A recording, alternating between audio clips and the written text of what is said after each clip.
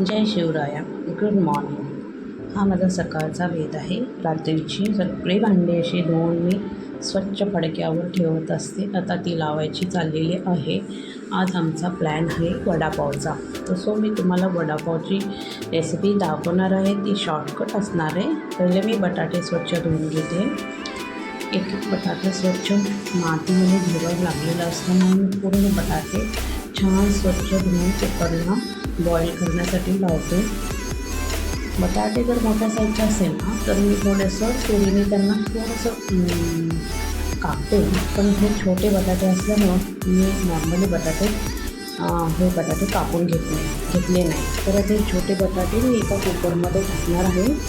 पूर्ण कुकरमध्ये टाकल्यानंतर त्याच्यात एक अंदाजे पाणी किती घ्यायचं, काय करायचं हे तुम्ही बघू शकता. मी तुम्हाला दाखवते पुढं की बटाट्यात पाणी किती टाकायचं, कुकर कितल्या साईजचा घ्यायचा.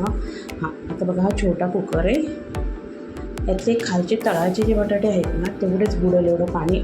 तेवढ्या बटाट्याला मी सव्वा एक ग्लास पाणी घेतलेलं आहे. नंतर त्याच्यानंतर त्या बटाट्यामध्ये ना मी थोडंसं लिंबू टाकते. म्हणजे जुनं लिंबू असतं ना ते मी टाकते, जेणेकरून तो कुकर ब्लॅक कलरचा होत नाही आणि कुकर स्वच्छ राहतो आणि आपले बटाटे पण छान बॉईल होतात. तसं मी आता त्याच्यामध्ये पाणी टाकलं, लिंबू टाकलं. आता झाकण लावून ते गॅसवर ठेवणार आहे. झाकणालाही पाण्यातून काढायचं, जेणेकरून त्याची रिंग ओली होते. ओली झाल्यानंतर रिंग कुकरला छान बसते आणि त्याची हवा लीक होत नाही. तसं तुम्ही बघू शकता कुकर मी कसा लावते आहे. ओके. तर आता तुम्ही एअर पकडला जातो अशाने पाणी जर टाकलं की. आणि मग नंतर कुकर मी लावून टाकणार गॅसवर. तोपर्यंत माझी चहाची तयारी चालू आहे. ते मी तुम्हाला दाखवते. गॅसवर कुकर ठेवल्यानंतर एक 10 ते 8 मिनटात आपले बटाटे ना बॉईल होऊन जातात. नंतर मी चहा पण ठेवलेला आहे. बिकॉज माझे मिस्टर वॉकिंगला जाऊन आले. त्यांचा फार भयंकर आग्रह असतो की मला चहा द्यायला.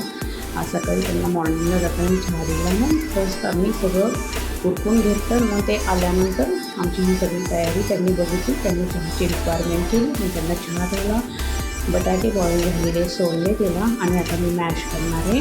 मॅश केल्यानंतर मी मसाला बघितलाच, आलं, लसूण, कोथिंबीर, कढीपत्ता हे सगळं मी मिश्रण घेतलेलं आहे.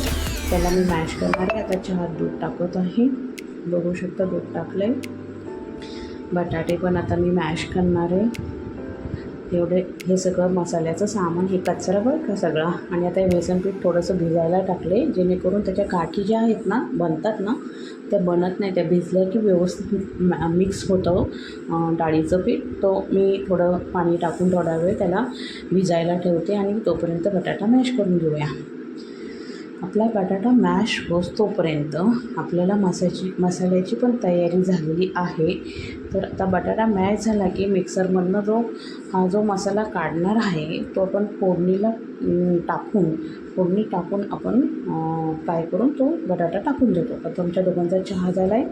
थोडा वेळ ब्रेक घेणार आहे मी आणि त्याच्यानंतर मग बटाट्याची भाजी तयार करणार आहे ती वडापावसाठी. तर आता हे मॅश झालेले बटाटे आहे ना त्याच्यासाठी मी मिरची पण वाटून घेतली आहे. तुम्हाला दाखवते.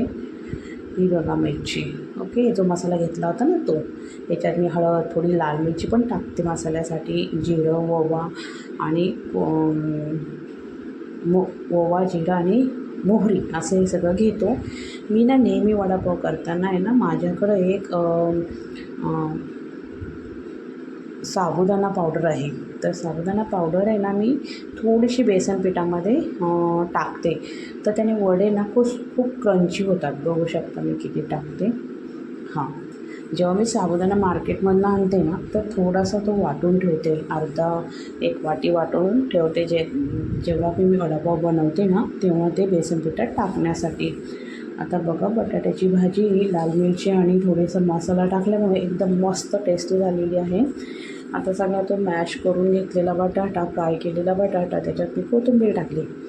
आता थोड्या वेळासाठी त्याला गार पडून द्यायचं. तोपर्यंत बेसनपीठ आता हे मिक्स करून घ्यायचं. आपण जे टाकलेलं आहे तुम्ही बघितलं मी काय टाकले.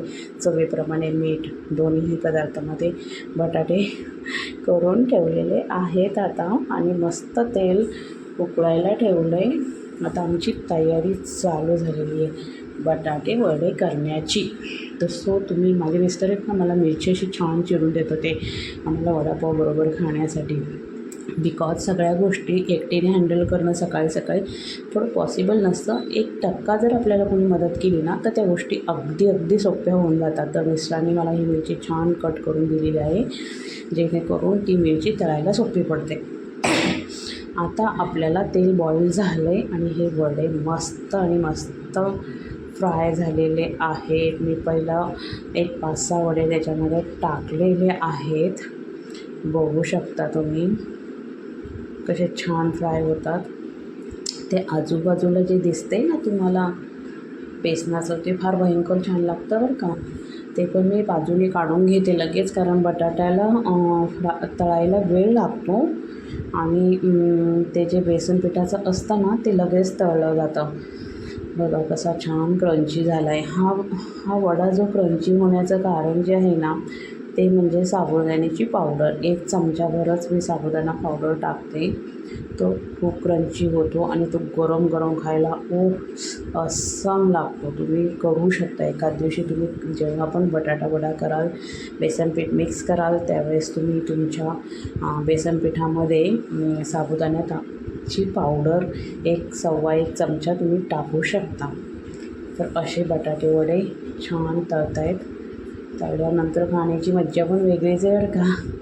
तुम्ही ना गरम बटाटे वडे ज्यांनी खाल्लेत ना त्यांनी मला कमेंट्स करायची बरं का.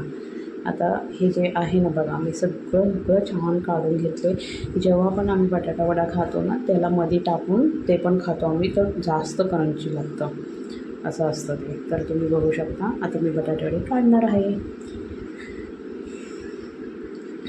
बघू शकता. आता सगळं बेसनाचे ते जे फ्राय केलेले आहे ते काढले आणि आता बटाटे वडे पण आपण काढून घेणार. थोडंसं फ्राय होईपर्यंत थांबते मी. त्याच्यानंतर आपण ते बटाटे वडे काढून घेणार आहोत.